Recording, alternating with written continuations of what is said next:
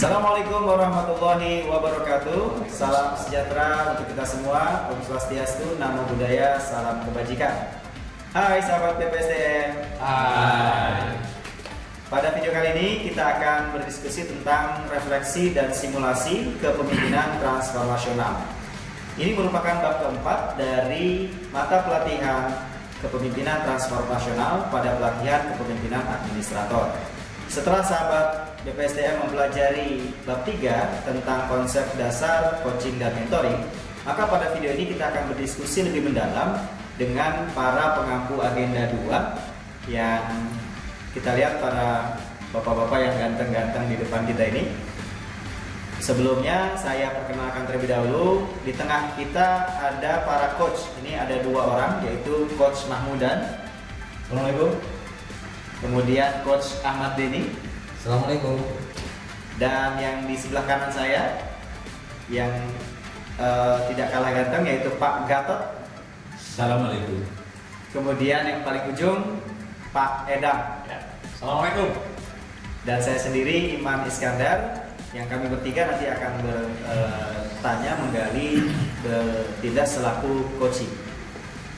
Baik, saya yang pertama kita ke Pak Edam terlebih dahulu. Silakan Pak Edam. Baik, terima kasih Mas Iman. Saya sudah mempelajari pada bab sebelumnya tentang konsep dasar daripada coaching dan mentoring. Saya menemukan kata-kata yang sungguh bagus lah, namanya grow. Nah, saya beruntung sekali hari ini ketemu sama Coach Mahmudan.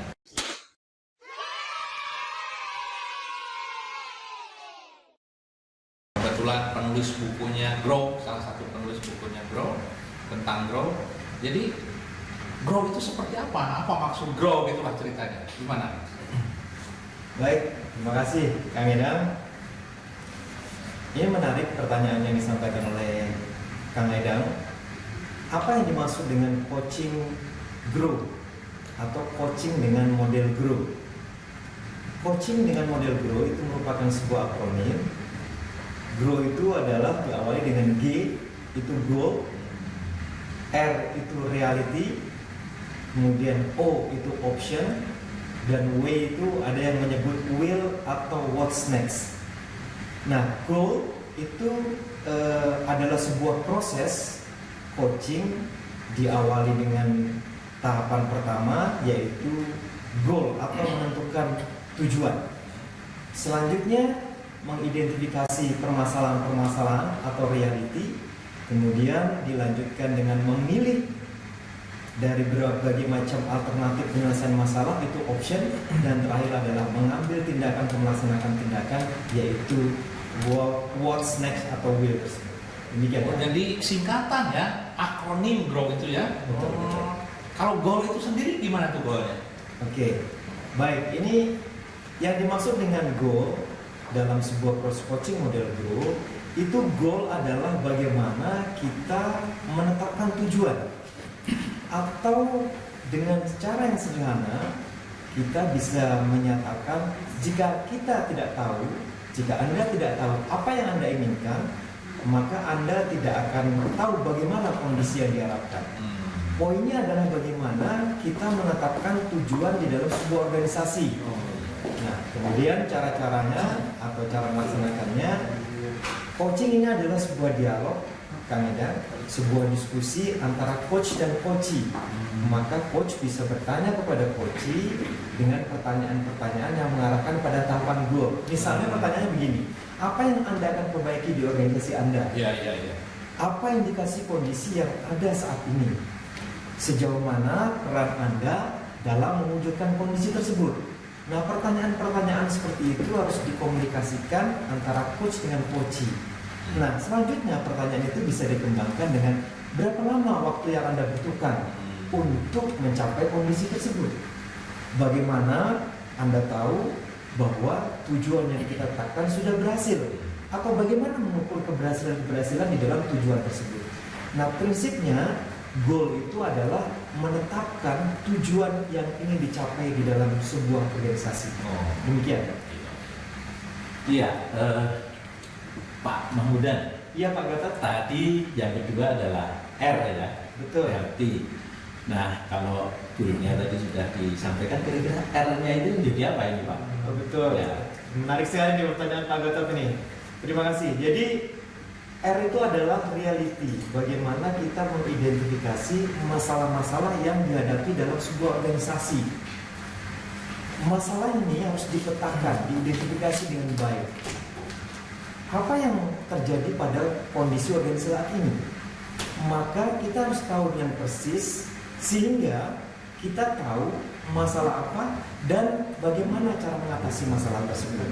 Nah, seperti yang saya katakan tadi bahwa coaching ini adalah sebuah proses dialog, maka coach bisa bertanya kepada coachingnya apa yang terjadi pada saat ini di organisasi Anda. Masalah apa yang terjadi di organisasi Anda? Lalu siapa-siapa pemangku kepentingan, siapa-siapa yang terlibat di dalam menyelesaikan atau mengatasi atau mengidentifikasi masalah tersebut. Kemudian kita harus identifikasi jika masalah ini diselesaikan, apakah kemudian masalah itu berlanjut, berkesinambungan. Kalau tidak diselesaikan, apakah berlanjut. Kemudian dampaknya terhadap organisasi seperti apa. Nah, pertanyaan-pertanyaan ini harus dikomunikasikan, didialogkan dengan antara coach dan coachee sehingga tergambarkan permasalahan yang jelas. Nah, selanjutnya kalau masalah-masalah itu ditemukan, kemudian Anda sudah melakukan sesuatu mengatasi masalah tersebut, apa saja yang sudah dilakukan selama ini untuk mengatasi masalah tersebut? Bagaimana hasil yang sudah diperoleh saat ini? Kemudian apa yang akan terjadi atau apa kendala-kendala yang dihadapi di dalam permasalahan mengatasi permasalahan tersebut, dan apa saja yang belum diatasi. Nah, sehingga coaching ini Pak bisa memberikan gambaran bahwa di dalam organisasi itu ada tujuan yang ditetapkan, kemudian ada masalah yang bisa diidentifikasi. Demikian Pak. Jadi betul-betul itu kita melihat real dan saat itu ya. Jadi ibarat kalau kita melihat sesuatu kemudian kita foto, jadi kita memetakan, mempotret saat itu kondisi dari apa yang dia dilakukan, dialami oleh coach itu ya. Betul sekali, tepat sekali Pak. Ya. Wow, menarik sekali ya Pak Gatot ya, sahabat BBSM ya. Jadi konsep grow ini yang pertama tadi sudah coaching, jadi harus tahu tujuan, begitu ya Coach Mahmudan ya dan Coach Denny ya. Kemudian tahu realitinya, masalah-masalah yang terjadi seperti apa. Lalu selanjutnya adalah options. Nah, mungkin sahabat BBSM semakin pengen tahu nih option itu seperti apa Coach Mahmudan. Wah, ini menarik nih, semakin menarik pertanyaannya. Untuk menjawab pertanyaan ini di sebelah saya kebetulan ada Coach Denny. Silakan Coach. Oke, saya mencoba untuk merespon apa yang ditanyakan oleh Mas Iman. Terima kasih atas kesempatannya. Grow itu memang harus semuanya dilakukan dalam setiap organisasi. Ya, kita hanya membahas tentang option ya. Option itu ada pilihan. Kenapa ada option? Karena mempunyai pilihan solusi lebih baik daripada tidak sama sekali. Jadi di dalam setiap organisasi sudah pasti ada anggota di dalam organisasi itu. Jadi masing-masing anggota tim itu biasanya menyampaikan solusi-solusi persepsi mereka masing-masing. Disitulah terjadilah option pilihan-pilihan. Nah, biasanya coach itu menanyakan kepada coach apakah solusi yang bisa Anda lakukan. Karena seperti yang tadi Pak Mahmudan bilang bahwa coach dan coach itu memberikan metodologi, strategi pertanyaan-pertanyaan. Kemudian ada pertanyaan yang lain lagi, apalagi yang dapat Anda perbuat dengan solusi yang ada itu. Kemudian kita kembangkan lagi, setelah mereka perbuat solusi apa, apakah untung rugi dari solusi yang ditentukan itu sebagai pilihannya. Dan yang terakhir yang perlu mereka diskusikan, apakah yang akan terjadi dengan organisasi jika solusi tersebut belum terselesaikan. Itulah salah satu strategi bertanya yang kita lakukan sebagai coach kepada coach. Jadi mengenai option. Jadi pilihan-pilihan itu justru digali dari coach sendiri ya. Iya. Ya. Karena memang coaching itu coach tugasnya hanya memberikan metodologi, strategi pertanyaan biarlah mereka yang aktif. Ya, kalau yang dijelaskan tadi memang anu sekali ya. Kita bisa atau si coaching ini kan menggali gitu ya, menggali lalu memberikan pilihan. Nah sekarang kalau saya misalnya sebagai coachingnya ini what's next-nya, B-nya kan tadi what's next ya, apa yang bisa dilakukan? Apakah saya harus melakukan apa yang saya sendiri atau coach Denny ini akan memberikan ini loh yang bagus gitu. Gimana nih? Jadi coach itu tidak punya wewenang untuk memilih, biarkan mereka yang memilih. Coach yang memilih, kita hanya memberikan metodologinya saja. Karena memang yang harus aktif pada coachingnya. Dari tadi beberapa opsi yang bisa kita pilih, biasanya mereka menentukan mana yang paling prioritas. Jadi banyak opsi-opsi, priority among priorities. Jadi diambil yang prioritas. Setelah itu mereka memilih yang mana yang bikin solusi dari beberapa solusi itu. Kemudian sejauh manakah solusi tersebut dapat mengatasi masalah yang ada dalam organisasi. Kemudian ada pertanyaan yang berkembang lagi, bagaimana cara Anda mengetahui bahwa solusi tersebut berhasil? Itu pasti kita ada tools tersendiri untuk memecahkan masalah yang what next after option kita pilih gitu. Kemudian kapan akan dimulai solusi tersebut? Ada lagi siapa saja yang harus tahu tentang rencana Anda ini. Jadi kita juga jangan lupa ada prinsip 5W 1H itu harus lengkap gitu ya. What, where, when, who, how much, how many, itu juga harus kita bahas juga secara tim. Kemudian kita bisa menggunakan skala 1 sampai 10. Yang skala paling 1 itu yang minimum ya, kalau yang 10 itu yang maksimal. Jadi seberapa besar komitmen Anda dan tim untuk melaksanakan solusi yang sudah dipilih tadi. Dan yang terakhir, apakah ada halangan untuk mencapai poin 10 yang tertinggi itu? Bagaimana cara solusinya selanjutnya? Dan yang terakhir, apalagi akan dilakukan untuk mencapai benar-benar maksimal 10 nilainya sekarang. Jadi memang komunikasi, sosialisasi dan kolaborasi harus benar-benar dilakukan secara efektif sehingga growth secara keseluruhan bisa maksimal. Kalau gitu itu pengalaman ini kan coach Denny ini sudah pengalaman banget ya, nanganin bermacam-macam. Ya. Ada target waktu enggak gitu?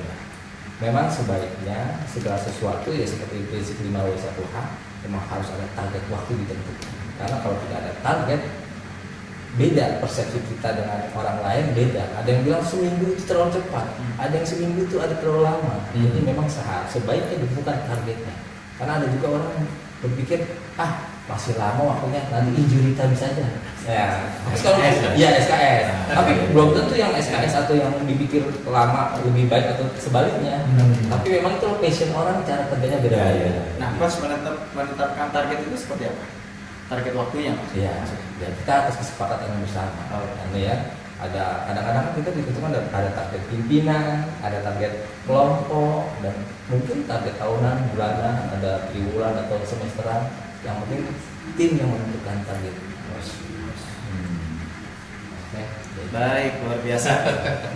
Jadi model grow ini memang model yang cukup populer ya, Coach Mahmud dan Coach Denny ya, untuk membantu coach ya dalam konteks pelatihan kepemimpinan administrator ini adalah upaya para coach untuk merealisasikan rencana aksi perubahan ya, betul ya. Oke, nah, mudah-mudahan dengan video ini, dengan diskusi kita tentang refleksi dan simulasi kepemimpinan transformasional ini membantu sahabat BPSDM sekalian untuk mempelajari lebih lanjut ya tentang materi kepemimpinan transformasional. Sekali lagi saya ucapkan terima kasih kepada Coach Mahmudan, Coach Denny, moderator Pak Edang yang sudah kita berdiskusi ya pada video kali ini. Terima kasih juga sahabat BPSDM, selamat belajar melanjutkan sesi yang berikutnya. Terima kasih. Wabillahi taufiq wal hidayah. Wassalamualaikum warahmatullahi wabarakatuh. Waalaikumsalam.